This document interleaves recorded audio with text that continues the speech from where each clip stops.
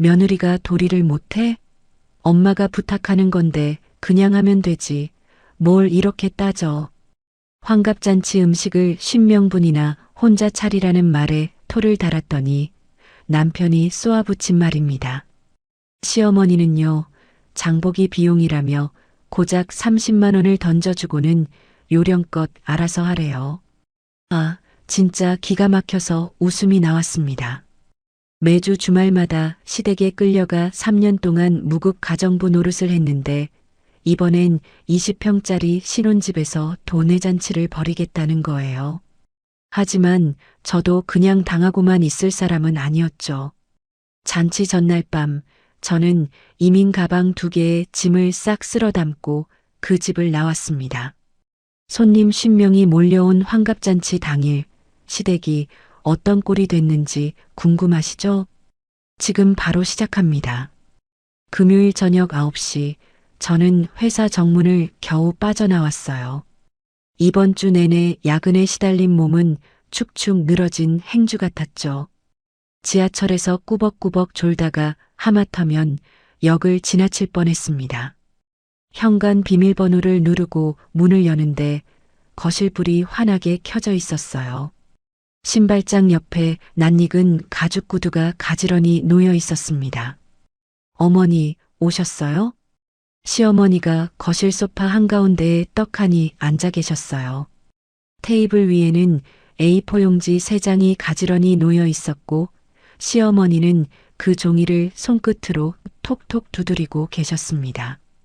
시어머니가 리모컨으로 텔레비전을 끄며 입을 열었습니다. 수연아, 거기 서 있지 말고 앉아봐. 얘기 좀 하자. 저는 구두도 제대로 못 벗고 거실로 끌려가듯 앉았어요. 시어머니가 A4 용지를 제 쪽으로 턱 밀었습니다. 다음 주 토요일이 내 환갑이야. 여기 적힌 분들 다 오셔. 동네 선배님들, 성당분들, 친척까지 딱 10명이야. 종이에는 이름과 연락처가 빼곡했어요. 저는 눈을 비비며 그 명단을 다시 들여다봤습니다. 어머니 10명이요? 여기가 20평인데 10명이 어떻게 다 들어와요? 근처에 괜찮은 식당 많잖아요. 제가 예약하고 비용도 보태드릴게요. 시어머니가 손바닥으로 테이블을 탁 내리쳤습니다. 식당에서 사 먹이는 걸 누가 정성이라고 쳐줘? 며느리가 직접 갈비찜에 전에 정성껏 차려야 사람들 앞에서 내 체면이 서지. 어머니, 그러면 출장 뷔페라도 부르면 어떨까요? 요즘은 전문업체가. 시어머니가 제 말을 싹둑 잘랐습니다. 남이 만든 걸 내 환갑상에 올려? 그런 건 정성이 아니야. 며느리가 손수 만들어야 맛이지. 내가 그 정도 대접도 못 받을 사람이야? 시어머니의 목소리가 거실 벽을 때렸어요. 저는 입술을 꽉 깨물고 남편을 돌아봤습니다. 남편 박준혁은 안방 문틀에 기대서서 팔짱을 끼고 서 있었죠. 준혁 씨, 나 요즘 회사에서 얼마나 바쁜지 알잖아. 이번 주 내내 야근했어. 10명 음식을 내가 혼자 어떻게 해. 준혁이 팔짱을 풀고 제 앞으로 성큼 다가왔습니다. 수연아, 나 장남이야. 엄마 평생에 환갑이 몇 번이겠어. 동네 사람들한테 우리 집안이 얼마나 잘하는지 보여줄 기회라고. 네가 좀 참고 해줘. 며느리가 이 정도는 해야지. 참고 해줘? 내일 당장 올려야 할 보고서가 3개야. 나도 돈 벌어오는 사람이라고. 왜 맨날 이런 건 나한테만 시켜. 딩동. 시댁 단체 채팅방 알림이 울렸어요. 신우이 박준희의 메시지였습니다. 우리 새언니 요리 솜씨가 얼마나 좋은데. 언니만 믿으면 돼. 나는 손님으로 갈 테니까 상 차리는 거 옆에서 거들어 줄게. 언니 화이팅. 저는 화면을 꺼버렸어요. 평소에 명절 인사 문자 하나 없던 사람이 이런 날만 되면 기가 막히게 나타나서 달콤한 말로 일을 떠넘기죠. 거들어준다면서 손님으로 오겠다는 말이 참 얄밉더라고요. 준혁 씨, 나 맞벌이야. 결혼하고 3년 동안 주말마다 시댁에 불려가서 일한 것도 모자라서 이번에는 쉰명 잔치를 혼자 하라고? 이건 진짜 무리야. 준혁이 미간을 잔뜩 구기며 목소리를 확 높였습니다. 야, 며느리 도리 하나 제대로 못해? 엄마가 부탁하는 건데 그냥 하면 되지. 뭘 이렇게 조목조목 따져. 준혁은 그 말을 내뱉고는 안방으로 들어가 문을 쾅 닫아버렸어요. 시어머니도 코웃음을 한번 치더니 가방을 챙겨 들고 현관을 나갔습니다. 음식 목록은 내일 보내줄 테니까 잘 준비해라. 현관문이 닫히는 소리가 거실에 울렸어요. 혼자 남겨진 저는 소파에 등을 기댔습니다. 천장의 형광등 불빛이 눈을 찔렀어요. A4 용지에 빼곡히 적힌 50개의 이름이 눈앞에서 아른거렸죠. 지난 3년이 주마등처럼 스쳐 지나갔어요. 매주 토요일 새벽같이 시댁에 끌려가 김치를 담그고 명절이면 혼자서 전을 부치고 시아버지 제삿날에는 새벽 4시에 일어나 나무를 묻혔죠. 그 와중에 고맙다는 말 한마디, 수고했다는 말 한마디 들어본 적이 없었습니다. 저는 무릎 위에서 주먹을 꽉 쥐었어요. 손톱이 손바닥을 파고들었지만 아프지 않았습니다. 더 이상은 안 돼요. 다음 날 아침 저는 평소처럼 세수를 하고 블라우스에 다리미를 댔어요. 식탁 위에 메모지를 꺼내 잔치 음식 목록을 또박또박 적어 놓았습니다. 갈비찜, 모듬전, 잡채, 시금치나물, 도라지나물. 시어머니가 놓고 간 명단 옆에 그 메모지를 가지런히 놓았어요.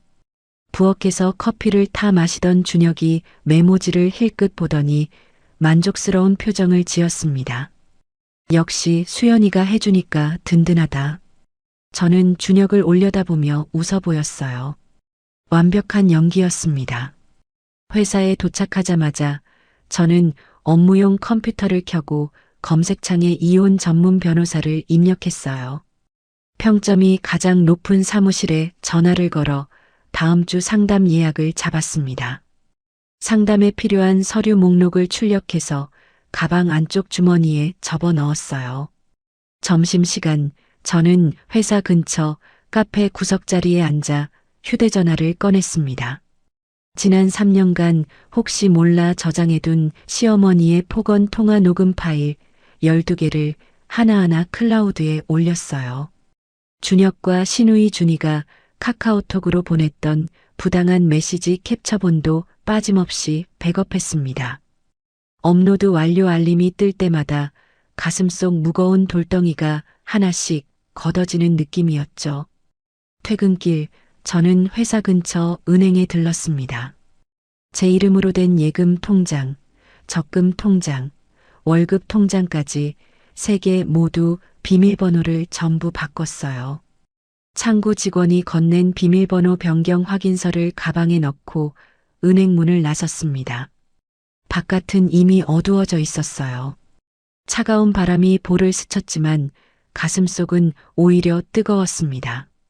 환갑잔치 이틀 전 오후 3시쯤 사무실에서 보고서를 정리하고 있는데 휴대전화에 문자 하나가 떴어요. 장보기 비용 30만 원 넣어뒀다. 비싼 재료 사지 말고 요령껏 알아서 잘 차려봐라. 시어머니였습니다. 저는 문자를 2번 읽었어요. 입금 내역을 확인하니 정확히 30만 원이 찍혀 있었죠. 50명분 갈비찜에 전에 잡채까지 요즘 시장 물가에 30만 원이면 갈비 한 근도 제대로 못 삽니다. 저는 휴대전화를 책상 위에 내려놓고 잠시 천장을 올려다봤어요.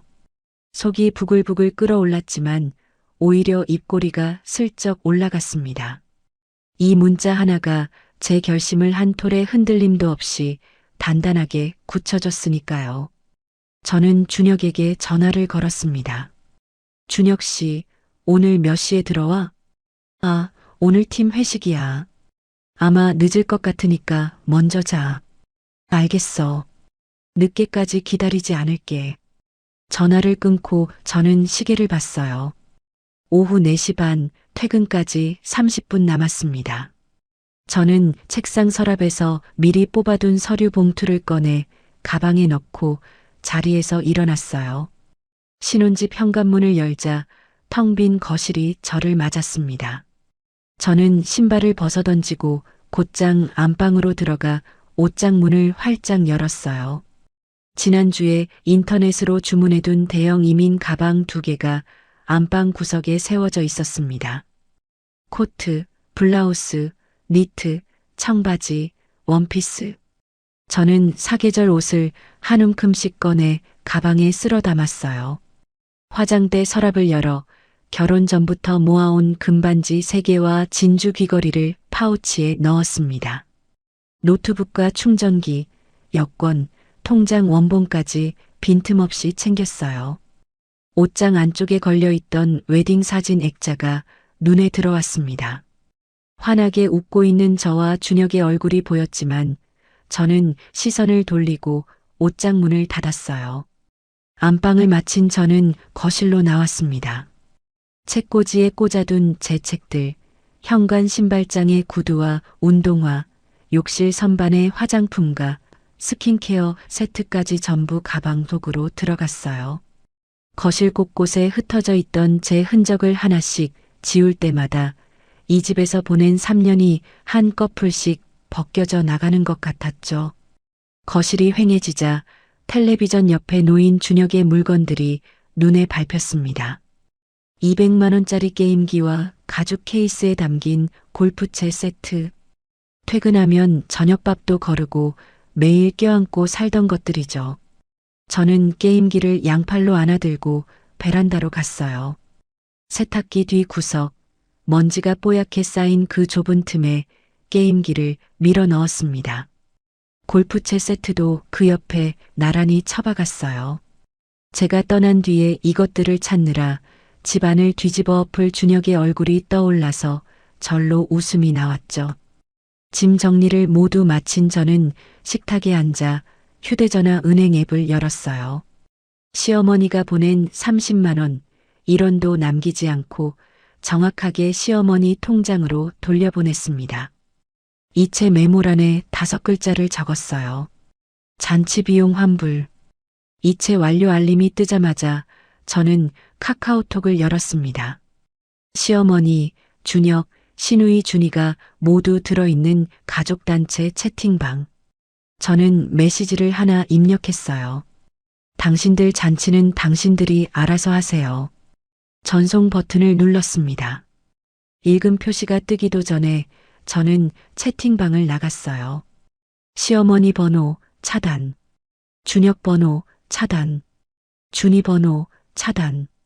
카카오톡 프로필 사진을 내리고 상태 메시지도 비웠습니다. 휴대전화 화면이 깨끗해지자 가슴 한복판이 뻥 뚫리는 기분이었어요. 3년 동안 제 어깨를 짓누르던 무게가 한꺼번에 사라졌습니다. 저는 택시 앱을 열어 대형 택시를 호출했어요. 이민 가방 2개를 양손에 끌고 현관문을 나섰습니다. 문을 닫기 전에 텅 빈 거실을 한번 돌아봤어요. 가스레인지 위에 놓인 시어머니의 잔치 음식 메모가 쓸쓸하게 서 있었지만 저는 미련 없이 문을 닫았습니다. 아파트 입구에 검은색 대형 택시가 대기하고 있었어요. 기사님이 트렁크를 열어주셨고 저는 무거운 가방을 하나씩 밀어 넣었습니다. 뒷좌석에 앉아 안전벨트를 매고 나서야 저는 친정 엄마에게 전화를 걸었어요. 엄마, 나야. 수연아, 이 시간에 무슨 일이야? 목소리가 왜 그래? 시어머니가 20평짜리 우리 집에서 신명 환갑잔치를 하겠다고 했어. 음식은 전부 내 손으로 만들래. 장보기 비용이라고 30만 원 던져주면서 알아서 잘하라고 했어. 뭐? 30만 원으로 신명을? 준혁 씨는 며느리 도리를 하라고 소리만 지르고 방문 닫고 들어가 버렸어. 시누이는 손님으로 오겠다면서 거들어준다는 메시지만 보내고 전화기 너머로 엄마의 숨소리가 거칠어졌습니다. 엄마, 오늘 밤에 짐 싸서 들어갈게. 아빠한테도 미리 말씀해줘. 알겠다. 아빠한테 바로 얘기할게. 천천히 조심해서 와. 전화를 끊고 저는 창밖을 내다봤어요. 가로등 불빛이 빠르게 뒤로 흘러갔습니다. 택시 안은 조용했고 저는 무릎 위에 올린 두 손을 가만히 내려다봤어요. 떨림이 멈춰 있었습니다. 밤 11시 친정집 거실불이 환하게 켜져 있었어요. 아빠와 엄마가 현관 앞에 나란히 서서 저를 기다리고 계셨습니다.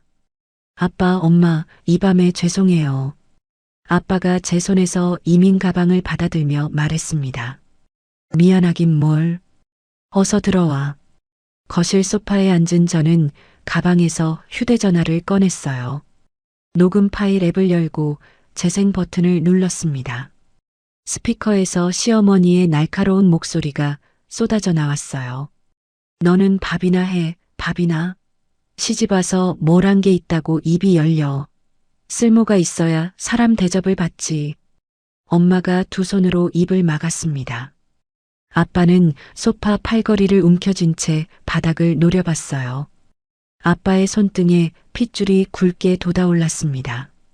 녹음이 끝나자 거실에 무거운 침묵이 내려앉았어요. 저는 휴대전화를 테이블 위에 내려놓고 아빠의 눈을 똑바로 바라봤습니다. 아빠, 저 이혼할 거예요. 변호사 상담도 이미 잡아놨어요. 아빠가 무릎 위에 올린 주먹을 천천히 폈습니다. 그리고 낮고 단단한 목소리로 말했어요. 잘 왔다, 수연아. 아빠가 다 해줄 테니까 걱정하지 마라. 다음 날 아침 친정집 식탁에서 아빠가 커피잔을 내려놓으며 말했습니다. 수연아, 내가 새벽에 생각을 좀 해봤다. 내일이 그 환갑잔치라며? 네, 아빠. 내일 낮 12시에 손님 10명이 신혼집으로 몰려올 거예요. 아빠가 휴대전화를 꺼내 어딘가에 전화를 걸었어요. 잠시 후 아빠의 얼굴에 묘한 미소가 번졌습니다. 시내에 있는 그 호텔 있잖아. 스위트룸 하나 잡았다. 오늘부터 이틀 엄마랑 셋이서 가자. 아빠, 호텔은 무슨? 여기 집에서 쉬어도 되는데요. 아빠가 손을 저으며 자리에서 일어났습니다. 시댁놈들이 텅 빈 집에서 허둥대는 꼴을 구경하면서 맛있는 거나 먹자. 우리 딸 3년 동안 고생한 거, 이 정도는 해야지. 엄마가 안방에서 여행 가방을 끌고 나오며 거들었어요. 아빠 말이 맞다. 너 얼굴이 반쪽이 됐어. 가서 푹 쉬자. 1시간 뒤 저희 가족은 시내 5성급 호텔 로비에 도착했습니다. 스위트룸 문을 열자 통유리 너머로 도심 전경이 한눈에 펼쳐졌어요. 킹사이즈 침대가 2개 놓인 넓은 방에 엄마가 감탄사를 내뱉었죠. 저는 침대에 가방을 내려놓고 휴대전화를 꺼냈어요. 화면을 몇 번 터치하자 익숙한 화면이 떠올랐습니다. 결혼 초에 준혁이 택배 도난이 걱정된다며 거실에 달아놓은 방범용 카메라의 앱이었어요. 비밀번호를 입력하니 신혼집 거실이 실시간으로 잡혔습니다. 화면 속 준혁은 거실 소파에 대자로 뻗어 있었어요. 어젯밤 회식에서 만취한 채 들어왔는지 양복 상의를 반쯤 벗은 채로 입을 벌리고 코를 골고 있었습니다. 제가 짐을 싸서 떠난 사실을 아직 까맣게 모르는 얼굴이었죠. 시계는 이미 오후 1시를 넘기고 있었어요. 아빠 보세요. 아직도 저러고 자고 있어요. 아빠가 제 옆으로 와서 화면을 들여다봤습니다. 아빠는 코웃음을 치며 고개를 저었어요. 즉, 마누라가 짐 싸서 나간 것도 모르고 저렇게 뻗어 자는 놈이 무슨 장남 노릇을 한다고. 엄마가 룸서비스 메뉴판을 넘기며 혀를 찼습니다. 저런 인간한테 3년을 버틴 우리 수연이가 대단한 거야. 오후 3시 화면 속 준혁이 드디어 몸을 뒤척이더니 소파에서 일어났어요. 머리를 극적이며 부엌 쪽으로 걸어가던 준혁이 갑자기 멈춰 섰습니다.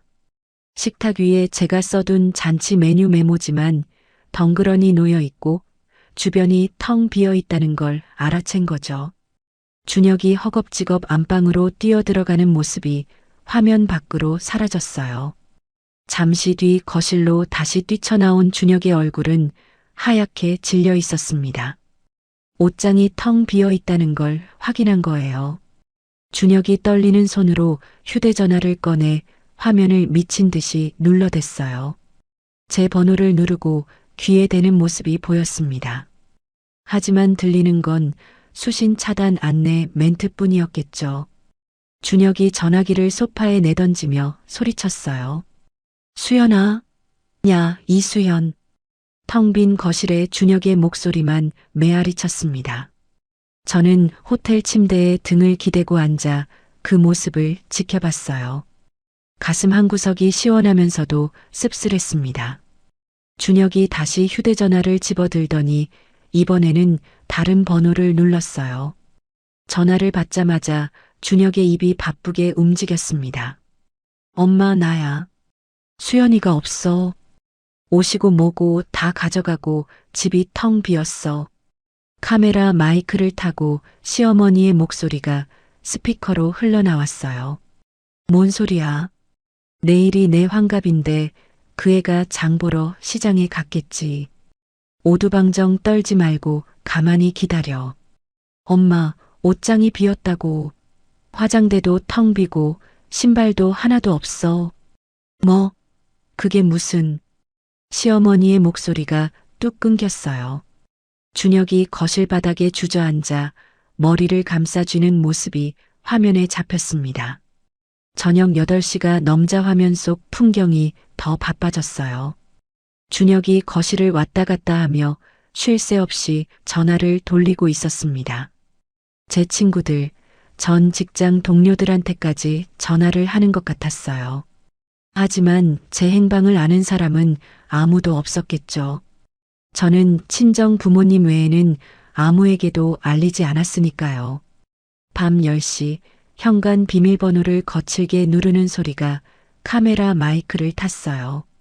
시어머니가 내일 입을 화려한 한복 보자기를 팔에 걸친 채 현관문을 벌컥 열고 들어왔습니다. 시어머니가 부엌으로 성큼 걸어가 냉장고 문을 확 열었어요. 텅 빈 냉장고 안에는 준혁이 마시다 만 맥주캔 하나만 덩그러니 서 있었습니다. 시어머니가 냉장고 문을 쾅 닫으며 가슴을 쳤어요. 인연이 미쳤어. 내 환갑을 망치려고 작정을 했어. 신명이 내일 온다고. 엄마, 수연이 전화가 안 돼. 카톡도 안 되고 프로필도 없어졌어. 뭐? 그러면 친정에 전화해. 친정 번호를 모르잖아. 시어머니가 거실 소파에 털썩 주저앉으며 이마를 짚었습니다. 어떻게. 내일 사람들이 오는데 밥 한 톨도 없는 이 집에서 어떡하란 말이야. 저는 휴대전화를 침대 옆 탁자에 내려놓았어요. 마침 룸서비스로 주문한 스테이크가 도착했습니다. 아빠가 은색 뚜껑을 열자 기름진 고기 냄새가 방 안가득 퍼졌어요. 엄마가 스테이크를 썰며 말했습니다. 수연아, 고기 먹어. 내일은 더 재밌을 거다. 저는 포크로 스테이크를 한 점 베어 물며 화면을 다시 들여다봤어요. 준혁이 거실 바닥에 주저앉아 두 손으로 머리카락을 쥐어뜯고 있었습니다. 시어머니는 소파에서 가슴을 치며 연신 한숨을 쏟아내고 있었죠. 자정이 넘도록 그 풍경은 달라지지 않았어요. 저는 휴대전화 화면을 끄고 이불 속으로 들어갔습니다. 호텔 베개는 부드러웠고 3년 만에 처음으로 가슴이 편안했어요. 환갑잔치 당일 아침, 저는 호텔 침대에서 눈을 떴어요. 커튼 사이로 햇살이 비쳐 들어왔고 옆 침대에서 엄마가 아직 잠들어 계셨습니다. 아빠는 이미 일어나 창가 소파에 앉아 커피를 마시고 계셨죠. 아빠, 일찍 일어나셨네요. 아빠가 커피잔을 들어 보이며 빙그레 웃었습니다. 오늘이 본 게임 아니냐. 일찍 일어나서 기다리고 있었다. 저는 세수를 하고 침대에 앉아 휴대전화를 켰어요. 카메라 앱을 열자 신혼집 거실이 잡혔습니다. 아침 10시 현관 비밀번호를 누르는 소리가 들렸어요. 문이 열리자 시어머니가 먼저 들어왔습니다. 미용실에서 머리를 세팅하고 화려한 자주색 한복을 차려입은 모습이었어요. 시누이 준이가 시어머니 뒤를 따라 꽃다발을 들고 들어왔죠. 시어머니가 거실을 휘 둘러보았습니다. 가스레인지 불은 꺼져 있고 식탁은 텅 비었고 주방에는 냄비 하나 올려져 있지 않았어요. 시어머니의 시선이 거실 바닥으로 내려갔습니다. 준혁이 어젯밤 그대로 거실 바닥에 이불도 없이 쓰러져 있었어요. 양복은 구겨질 대로 구겨져 있었고 얼굴은 뜬 눈으로 밤을 새운 사람의 것이었습니다. 시어머니의 다리가 풀렸어요. 한복 치마가 바닥에 퍼지며 시어머니가 그대로 주저앉았습니다. 준혁아, 이게 뭐야?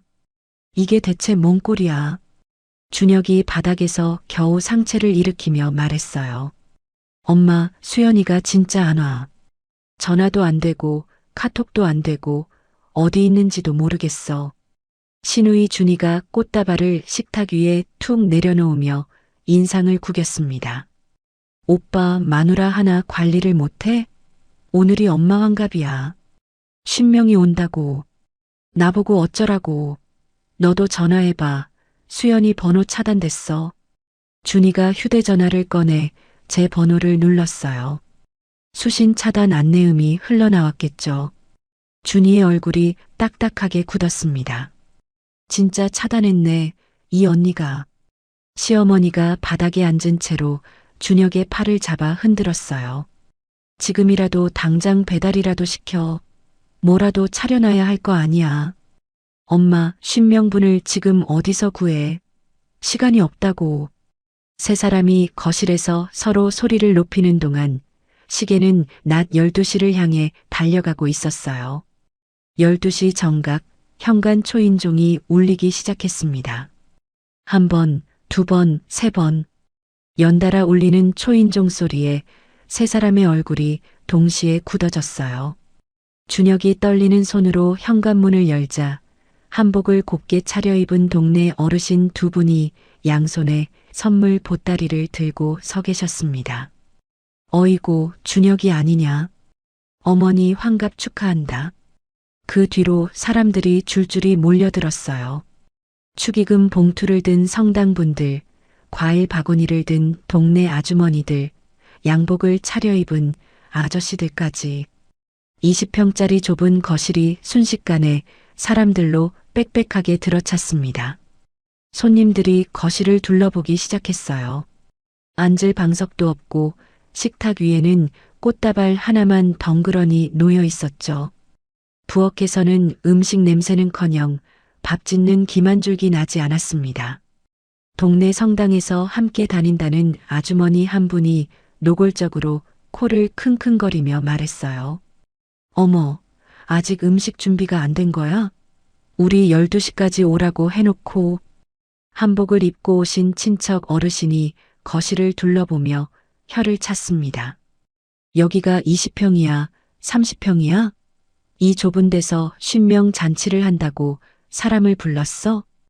웅성거림이 점점 커졌어요. 시어머니는 안방 문 앞에서 입술만 달싹거리며 아무 말도 못하고 서 있었습니다. 사색이 된 준혁이 휴대전화를 붙들고 부엌 구석으로 갔어요. 떨리는 목소리로 배달 전문점에 전화를 걸기 시작했습니다. 여보세요. 50인분 배달 가능할까요? 지금 당장이요. 갈비찜이든 보쌈이든 뭐든 상관없어요. 전화 너머로 들리는 대답은 매번 같았어요. 손님, 지금 주말 점심시간이라 50인분은 불가능합니다. 준혁이 다른 곳에 또 전화를 걸었어요. 중국집이요? 지금 짜장면 50그릇 배달되나요? 저희 지금 주문이 밀려서 2시간은 걸립니다. 준혁이 이마를 짚으며 전화기를 내렸습니다. 시누이 준이도 옆에서 휴대전화로 여기저기 전화를 돌렸지만 돌아오는 대답은 하나같이 거절이었어요. 30분이 지나도록 맹물 한 잔 나오지 않자 손님들의 얼굴이 확 달라졌습니다. 친척 어르신 한 분이 거실 한가운데서 목소리를 높였어요. 아니, 환갑잔치라고 해서 귀한 시간 내서 왔더니 물 한 잔이 없어? 요즘 세상에 누가 이 좁은 신혼집에서 쉰명 잔치를 벌여. 이건 사람을 뭘로 본 거야? 또 다른 동네 아주머니가 팔짱을 끼며 시어머니를 쏘아봤습니다. 며느리가 직접 해야 체면이 선다더니 정작 그 며느리는 코빼기도 안 보이네. 김 여사, 평소에 며느리한테 어떻게 했길래 환갑날 도망을 갔어? 시어머니의 얼굴이 하얗게 질렸어요. 입술이 파르르 떨리더니 숨을 몰아쉬기 시작했습니다. 가슴을 움켜쥐고 헐떡거리는 시어머니를 준이가 부축해서 안방으로 데려갔어요. 안방 문이 닫히자 거실에 남은 손님들 사이에서 수군거리는 소리가 더 커졌습니다. 몇몇 손님들은 현관 앞에 쌓여있던 자기네 축의금 봉투를 뒤적이기 시작했어요. 한 아주머니가 자기 이름이 적힌 봉투를 찾아내더니 가방에 쑤셔 넣으며 말했습니다. 나는 간다. 이런 잔치는 처음 봐. 그 아주머니를 시작으로 서너 명이 봉투를 도로 집어들고 혀를 차며 현관문을 나섰어요. 준혁이 현관으로 달려가 나가는 손님들의 팔을 붙잡았습니다. 어르신, 잠깐만요. 지금 근처 식당 알아보고 있어요. 제가 모시겠습니다. 됐어. 이 동네에 50명 들어갈 식당이 어딨다고. 손님이 준혁의 손을 뿌리치고 나가버렸어요.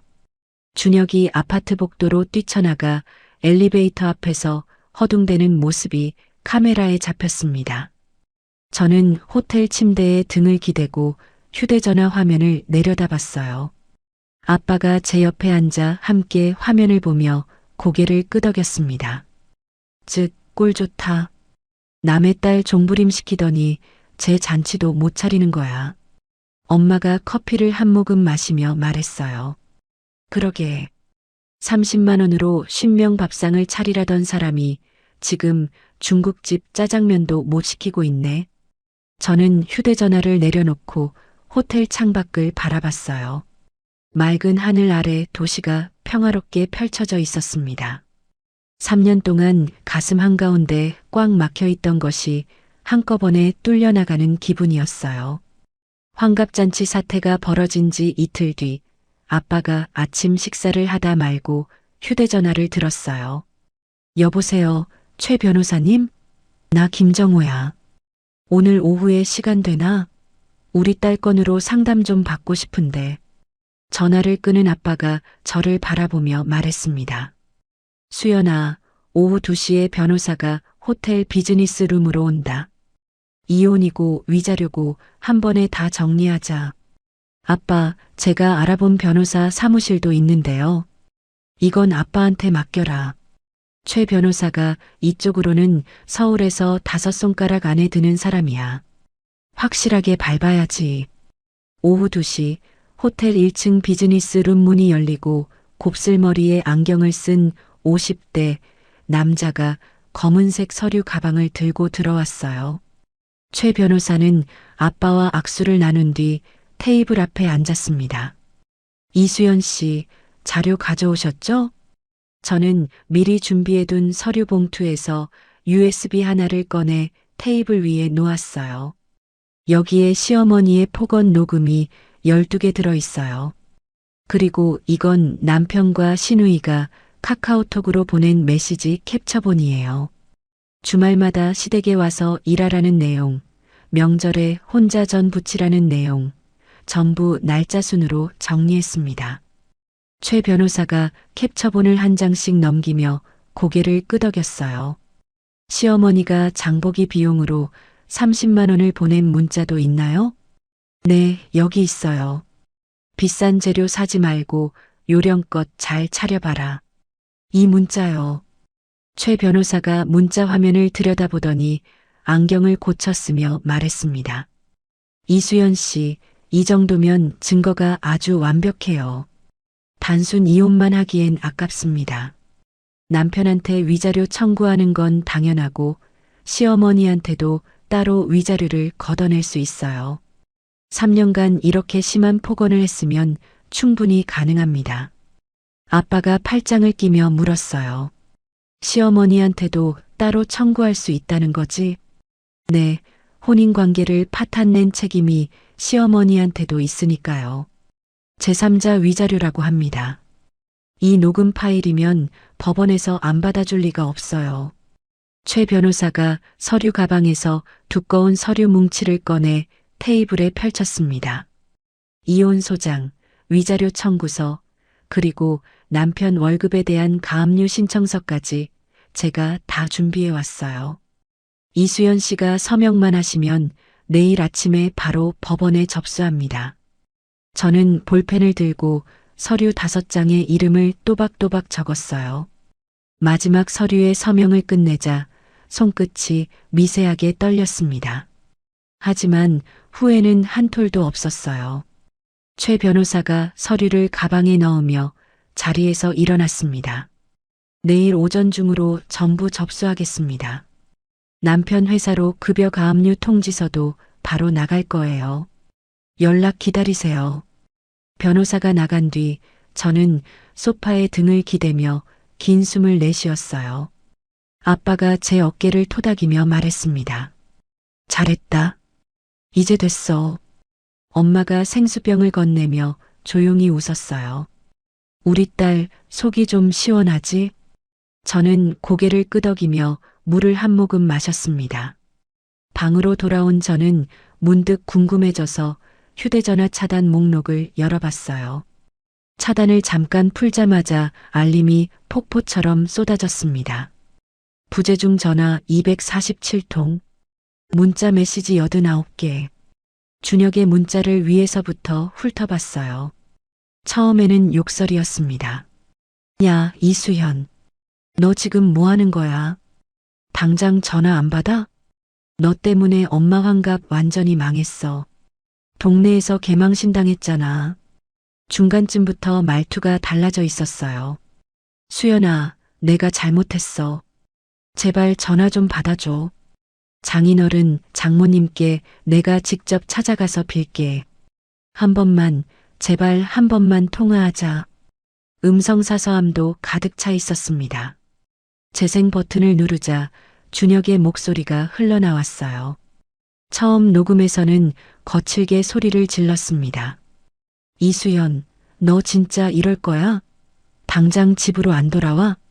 마지막 녹음에서는 코를 훌쩍이며 떨리는 목소리로 매달렸어요. 수연아, 나 준혁이야. 장인어른, 장모님께 내가 싹싹 빌 테니까 제발, 제발 한 번만 통화하자. 나 이러다 진짜 미칠 것 같아. 저는 음성사서함을 끄고 신우이 준이의 문자를 열었어요. 언니, 나 준이야. 잔치 때 일 내가 다 배상할게. 돈 얼마든지 줄 테니까 제발 우리 오빠랑 이혼만은 참아줘. 언니, 제발. 저는 콧바람을 한번 불었어요. 3년 동안 새언니를 종부리듯 부려먹고는 이제 와서 언니 타령이라니.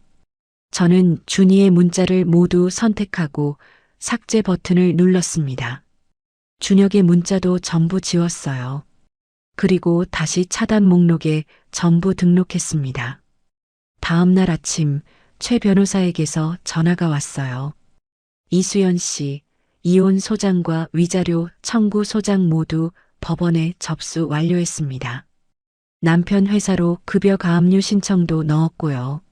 남편 주거래 은행 예금에 대한 가압류도 마무리됐습니다. 감사합니다. 앞으로 연락은 변호사님을 통해서만 하겠습니다. 전화를 끊고 저는 짐을 챙겨 호텔 체크아웃을 했어요. 아빠와 엄마와 함께 로비를 나서는데 호텔 회전문 너머로 맑은 하늘이 펼쳐져 있었습니다. 친정집으로 돌아가는 택시 안에서 저는 창밖을 바라봤어요. 가슴이 홀가분했습니다. 그날 저녁 저는 오랜만에 차단 목록을 풀고 준혁에게 문자를 하나 보냈어요. 내일 오후 2시에 남은 짐 챙기러 집에 들를게. 보내기 버튼을 누르고 바로 다시 차단을 걸었습니다. 이 문자를 받고 준혁이 밤새 잠을 못 이루겠죠. 저는 테이블 위에 올려둔 두꺼운 소장 사본 서류 봉투를 바라봤어요. 내일 준혁과 시어머니 면전에 이 서류를 던질 생각을 하니 심장이 단단하게 뛰었습니다. 다음 날 오후 2시 저는 신혼집 앞에 도착했어요. 제 양옆에는 건장한 체격의 사설 경호원 2명이 서 있었습니다. 아빠가 혹시 모를 상황에 대비해서 직접 수배해 준 사람들이었죠. 현관 비밀번호를 누르고 문을 열었어요. 거실에 발을 들이는 순간 시큼한 냄새가 코를 찔렀습니다. 며칠째 환기도 안 한 집안 공기가 퀴퀴하게 가라앉아 있었어요. 준혁이 거실 소파에 앉아 있었습니다. 수염이 거뭇하게 자라 있었고 눈 밑에 시커먼 그림자가 내려앉아 있었어요. 며칠 밤을 뜬 눈으로 세운 얼굴이었습니다. 준혁의 시선이 저를 지나 양옆의 경호원들에게 닿자 눈이 휘둥그레졌어요. 수연아, 이 사람들은 뭐야? 저는 대답하지 않고 거실 안쪽으로 시선을 돌렸습니다. 소파 맞은편 구석에 시어머니와 시누이 준이가 나란히 앉아 있었어요. 제가 온다는 소식을 듣고 달려온 게 분명했죠. 시어머니는 저를 보자마자 자리에서 벌떡 일어나려 했어요. 하지만 경호원 2명의 떡 벌어진 어깨와 험상궂은 인상의 시어머니의 엉덩이가 도로 소파에 붙었습니다. 준이도 입을 반쯤 벌린 채 눈알만 이리저리 굴렸어요. 평소에 기고만장하게 굴던 모습은 온데간데 없었습니다. 준혁이 소파에서 튀어나오듯 일어나 제 앞으로 달려왔어요.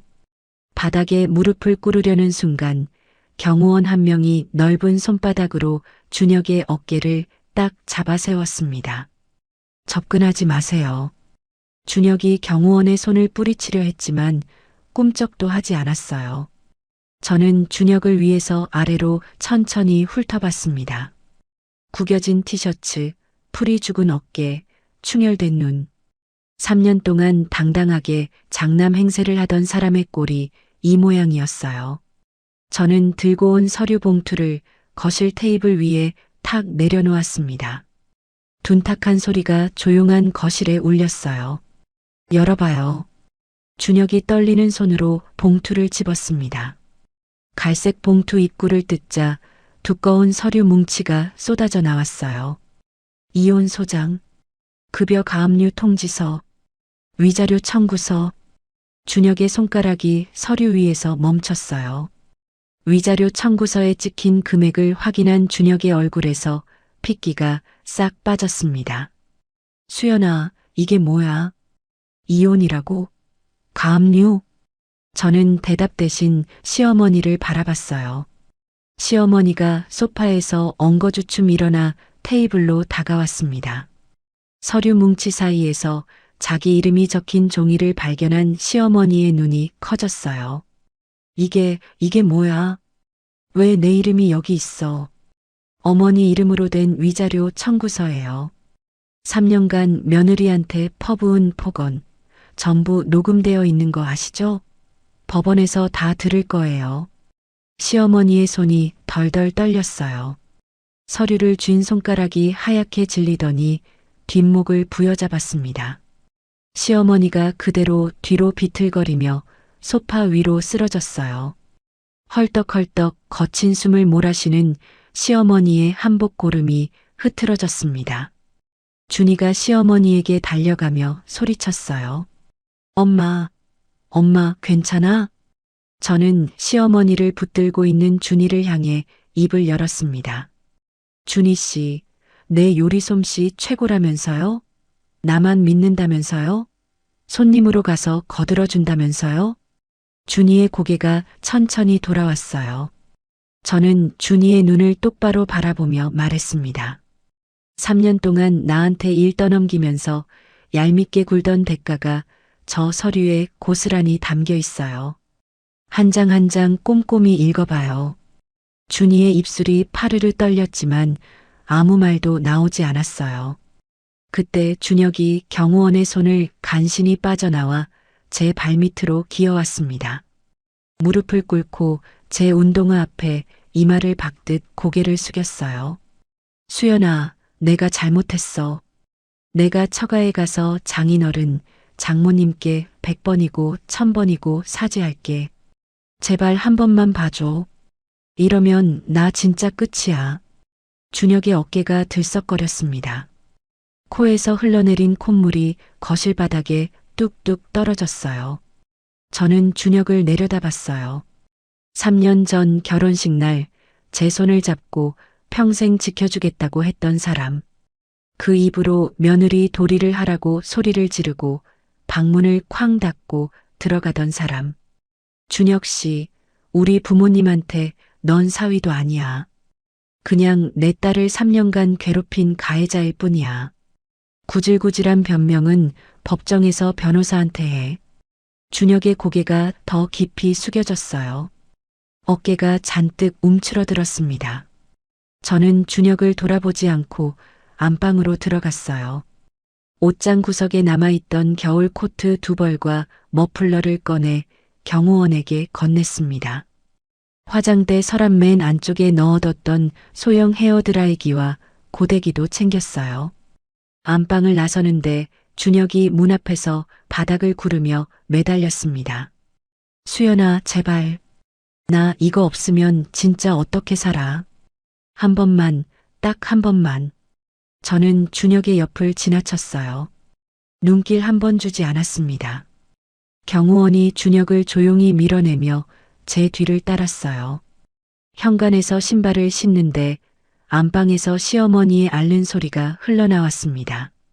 거실에서는 준혁의 울음소리가 천장을 때렸어요. 저는 현관문을 열고 밖으로 나갔습니다. 문이 쾅 닫히는 소리가 복도에 울렸어요. 엘리베이터 버튼을 누르며 저는 어깨를 한번 쭉 폈습니다. 경호원이 양손에 들고 있는 제 짐들이 눈에 들어왔어요. 가볍지는 않았지만 3년 전 이 아파트에 처음 짐을 들고 올라왔던 날보다 발걸음은 훨씬 가벼웠습니다. 소장을 접수한 지 한 달이 지났어요. 친정집 거실에서 아침을 먹고 있는데 엄마가 휴대전화를 보며 혀를 찼습니다. 수연아, 너 시어머니 소문 들었어? 동네 마트도 못 간대. 무슨 소문이요? 환갑잔치날 50명 앞에서 망신당한 얘기가 먼 친척들한테까지 퍼졌나 봐. 동네 사람들이 시어머니 볼 때마다 수군거리니까 아예 집 밖을 안 나온대. 저는 숟가락을 내려놓고 물을 한 모금 마셨어요. 동정은 들지 않았습니다. 남들 앞에서 체면 세우는 걸 목숨보다 중요하게 여기던 사람이 그 체면이 바닥에 떨어져 산산조각 난 거니까요. 며칠 뒤 저녁을 먹고 설거지를 하는데 모르는 번호로 전화가 왔어요. 받아보니 시어머니 쪽 친척 어르신이셨습니다. 수연이지? 나 김의 큰이모야. 수연이 전화번호를 수소문해서 겨우 알아냈다. 아, 큰이모님. 안녕하세요. 수연아, 이모가 한마디만 할게. 네가 잘한 거야. 그 집 어머니가 제 무덤을 판 거지. 평소에 그렇게 사람들한테 잘난 척을 하더니 결국 며느리한테 환갑날 쪽을 당하고 동네 웃음거리가 됐어. 이모님, 이모는 너 편이야. 이혼하든 뭘 하든 네가 결정한 거면 다 맞아. 힘내. 전화를 끊고 저는 젖은 손을 행주에 닦았어요. 시어머니가 평소에 과시하고 뽐내는 걸 못마땅하게 여기던 친척들이 한둘이 아니었죠. 그 사람들이 이제 제 편이 되어준 거였습니다. 그 무렵 준혁의 회사에서도 일이 벌어지고 있었어요. 최 변호사가 전화로 알려줬습니다.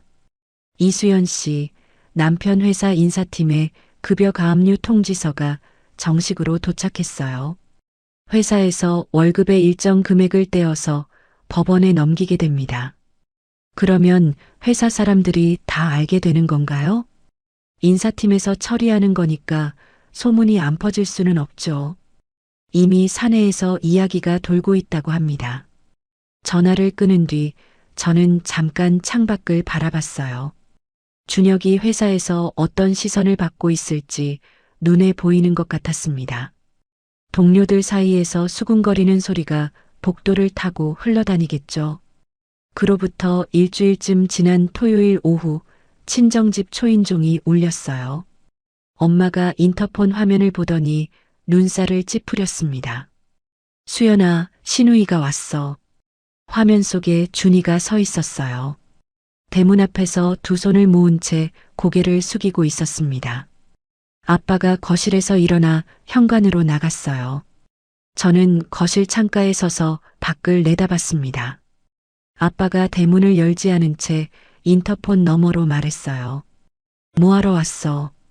준이의 목소리가 인터폰 스피커를 타고 들어왔습니다. 아버님, 저 준이에요. 잘못했습니다. 새언니한테 제가 직접 사과하고 싶어서 왔어요. 제발 문 좀 열어주세요.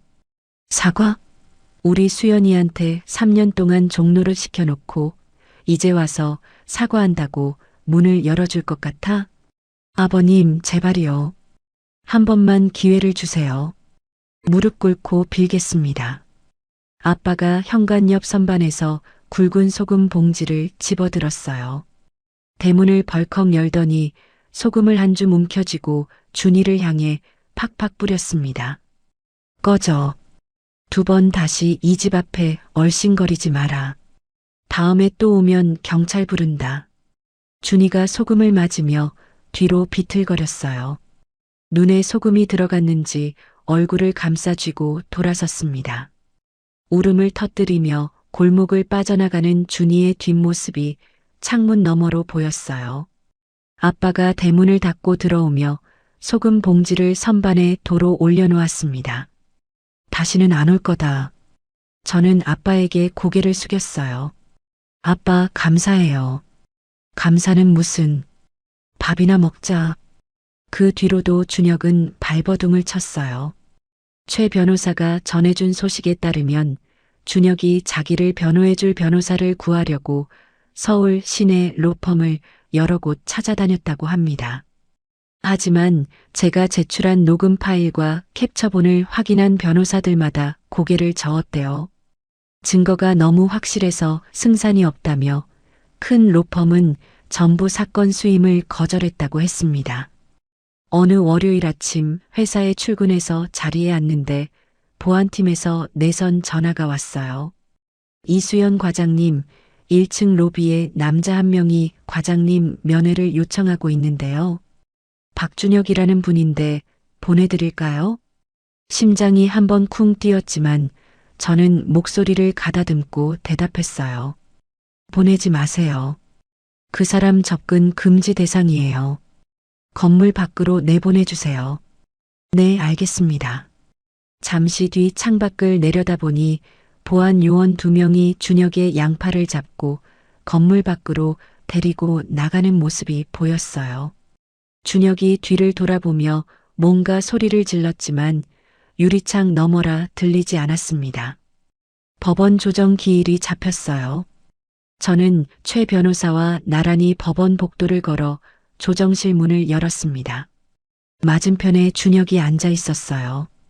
양복을 입고는 왔지만 볼이 푹 꺼져 있었고 며칠 밤을 새운 듯 눈이 벌겋게 충혈되어 있었습니다. 준혁 옆자리는 비어 있었어요. 끝내 변호사를 구하지 못한 거였습니다. 양복 안주머니에서 꺼낸 서류 몇 장을 떨리는 손으로 펼쳐놓은 게 전부였죠. 조정위원이 자리를 잡고 양측의 이야기를 들었습니다. 준혁이 입을 열었어요. 장모님께 제가 잘못한 건 맞습니다. 하지만 이혼까지는 제가 반성하고 있으니까 한 번만. 조정위원이 손을 들어 준혁의 말을 멈추게 한 뒤 제 쪽 변호사에게 고개를 돌렸어요. 신청인 측 증거 자료를 재생해 주시죠. 최 변호사가 노트북에서 녹음 파일을 틀었습니다. 시어머니의 날카로운 목소리가 조정실을 가득 채웠어요. 너는 밥이나 해, 밥이나. 시집 와서 뭘 한 게 있다고 입이 열려. 준혁의 얼굴에서 핏기가 빠져나갔습니다. 고개가 천천히 앞으로 숙여졌어요.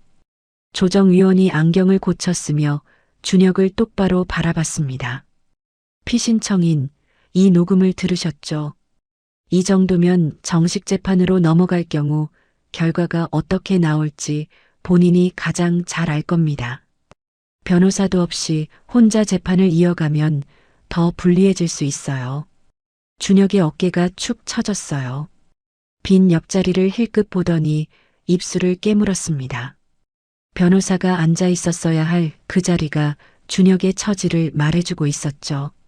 준혁이 떨리는 목소리로 말했어요. 제가 전적으로 잘못했습니다. 합의하겠습니다. 합의서가 테이블 위에 놓였어요. 준혁이 펜을 집었습니다. 펜촉이 종이 위에서 미세하게 떨렸어요. 준혁의 눈에서 눈물이 한 방울 떨어져 합의서 위에 번졌습니다. 도장을 찍는 둔탁한 소리가 조정실에 울렸어요. 저는 합의서를 챙겨 들고 자리에서 일어났습니다. 조정실 문을 열고 복도로 나서는데 등 뒤에서 준혁의 흐느끼는 소리가 희미하게 들려왔어요. 저는 걸음을 멈추지 않았습니다. 법원 정문을 나서자 가을바람이 볼을 스쳤어요.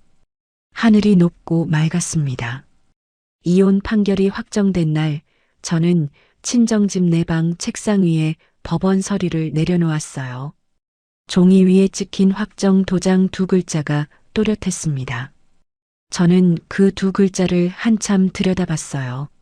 3년이라는 시간이 저 도장 하나로 끝이 난 거였죠. 엄마가 방문을 두드리며 들어왔습니다. 수연아, 밥 먹자. 아빠가 미역국 끓여놨어. 아빠가 직접요? 오늘이 우리 딸 새 생일이라면서. 식탁에 앉으니 아빠가 뚝배기에 담긴 미역국을 제 앞에 놓아줬어요. 김이 모락모락 피어오르는 미역국에서 참기름 냄새가 났습니다. 많이 먹어라. 오늘부터 새 사람이다. 저는 숟가락을 들고 미역국을 한 입 떠먹었어요. 짜지도 싱겁지도 않은 딱 맞는 간이었습니다. 그 무렵 준혁은 완전히 다른 하루를 보내고 있었어요. 최 변호사가 전화로 알려줬습니다. 이수연 씨 상대방이 위자료와 재산 분할금을 기한 내에 마련하려고 대출을 받았더라고요. 금리가 꽤 높은 데서 끌어왔나 봐요. 그리고 본인 명의 외제차도 중고로 넘겼다고 합니다. 그렇군요. 시어머니 쪽 위자료도 곧 입금될 겁니다. 시어머니가 모아둔 돈에서 나온다고 하더라고요. 전화를 끊고 저는 창밖을 바라봤어요. 준혁이 그렇게 아끼던 은색 외제차를 팔았다는 말에 잠깐 옛 기억이 스쳤습니다. 신혼 초에 그 차를 타고 한강 드라이브를 하던 날이 있었죠. 하지만 그 기억은 금세 사라졌어요. 미련은 없었습니다. 며칠 뒤 최 변호사를 통해 시댁 소식이 또 하나 들려왔어요. 시어머니가 병원 응급실에 실려갔다고 합니다. 스트레스가 심해서 위가 많이 안 좋아졌대요. 며칠째 밥을 못 드셨다고 하고요. 그렇군요. 신우이와 남편이 병원비 문제로 크게 싸웠다고 합니다. 신우이가 오빠한테 병원비를 떠넘기려다가 몸싸움까지 갔대요. 저는 짧게 대답하고 전화를 끊었습니다. 시어머니가 아프다는 소식에도 가슴이 움직이지 않았어요. 3년 동안 저한테 쏟아부은 폭언의 대가가 저렇게 돌아가는 거니까요. 신우이 준이가 병원비를 내기 싫어 오빠한테 떠넘기고 준혁은 위자료 대출에 월급 가압류까지 당한 상태에서 어머니 병원비를 감당할 여력이 없고 그 끈끈하다던 시댁 가족이 돈 앞에서 서로 물어뜯고 있는 거였죠. 준혁의 회사 사정도 더 나빠졌다고 했어요. 급여 가압류 건으로 사내 소문이 걷잡을 수 없이 퍼졌고 연말 진급 심사에서 준혁의 이름은 영영 빠졌다고 합니다. 거기에 연봉까지 깎여서 지방 물류센터로 발령이 났대요. 서울에서 편하게 앉아 일하던 사람이 하루아침에 지방으로 쫓겨난 거였죠. 건너 들려오는 시댁의 소식에 저는 일말의 동정도 느끼지 않았어요. 남의 눈에서 피눈물 나게 하면 자기 눈에서 피가 나는 법이니까요. 위자료와 재산 분할금이 모두 제 통장에 입금된 날 저는 아빠와 함께 부동산 사무소에 갔습니다. 회사에서 걸어서 10분 거리에 있는 신축 아파트였어요. 30평대 남향 거실 통유리 너머로 공원이 내려다 보이는 집이었습니다. 부동산 사장님이 열쇠를 건네며 말했어요. 좋은 집 고르셨어요. 이 동네에서 전망이 제일 좋은 층입니다. 저는 열쇠를 손에 쥐고 빈 거실 한가운데 서봤어요. 햇살이 통유리를 통해 나무 바닥 위에 길게 깔렸습니다. 20평 신혼집과는 비교도 안 되는 넓은 공간이었어요. 이 집에는 시어머니가 놓고 간 A사 명단도, 준혁의 게임기도, 신우이의 얄미운 메시지도 없었습니다. 오직 저만의 공간이었죠. 이사를 마치고 저는 일주일에 걸쳐 집을 꾸몄어요. 거실에는 아이보리색 패브릭 소파를 놓고 창가에는 제가 좋아하는 유칼립투스 화분을 올렸습니다. 안방 침대 옆 탁자에는 친정 엄마가 선물해준 작은 조명을 켜뒀어요. 부엌 선반에는 혼자 먹기 좋은 크기의 그릇들을 가지런히 정리했습니다. 누구의 눈치도 보지 않고 오롯이 제 취향대로 채운 집이었어요. 마음이 편해지니 몸도 가벼워졌습니다. 아침에 눈을 뜨면 거실로 나가 커피를 내리고 창밖 공원을 내려다보며 하루를 시작했어요. 시댁 걱정에 잠 못 이루던 밤이 사라지자 낮에 머리가 맑아졌죠.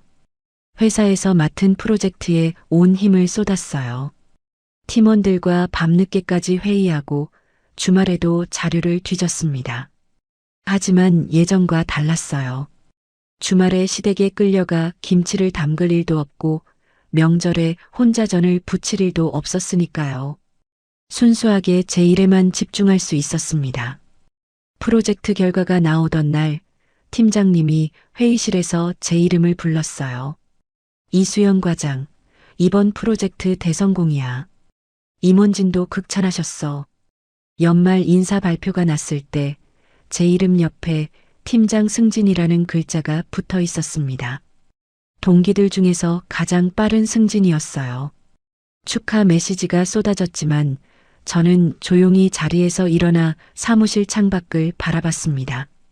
눈이 조금 뜨거워졌어요.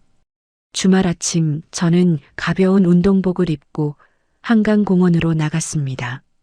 이어폰을 꽂고 천천히 뛰기 시작했어요. 강바람이 땀에 젖은 이마를 식혀줬습니다. 뛰다가 문득 걸음을 멈추고 강물을 바라봤어요. 아침 햇살이 물 위에 부서져 반짝거렸습니다. 저는 다시 뛰기 시작했어요. 앞으로는 오직 저만을 위해 살 거예요. 발밑으로 단단한 땅이 느껴졌고 앞에는 길이 쭉 뻗어 있었습니다. 여러분, 이렇게 해서 수연 씨의 이야기가 끝이 났는데요. 솔직히 저는 이 이야기를 읽으면서 속이 다 뻥 뚫렸습니다. 20평짜리 신혼집에서 신명 환갑잔치를 차리라니, 거기에 장보기 비용이 30만 원이라니, 이건 뭐 며느리를 사람으로 본 게 아니잖아요. 남편이라는 사람도 참 며느리 도리 타령만 하면서 정작 본인은 회식 가서 술 마시고 뻗어 자고, 결국 수연 씨가 3년 동안 꾹꾹 눌러 담았던 걸 한 방에 터뜨린 건데, 저는 오히려 너무 늦었다고 생각해요. 시어머니 환갑날 손님 50명 앞에서 맹물 한 잔 못 내놓고 망신당한 거, 그건 본인이 자초한 거죠. 평소에 며느리를 사람 대접만 했어도 이런 일은 없었을 텐데 말이에요. 여러분은 이 이야기 어떻게 보셨어요? 수연 씨가 너무 독했다고 생각하시는 분도 계실 거고, 오히려 시원하다고 느끼신 분도 계실 것 같은데요. 여러분의 생각을 댓글로 남겨주세요. 그럼 다음에도 속이 뻥 뚫릴 이야기로 찾아뵙겠습니다. 감사합니다.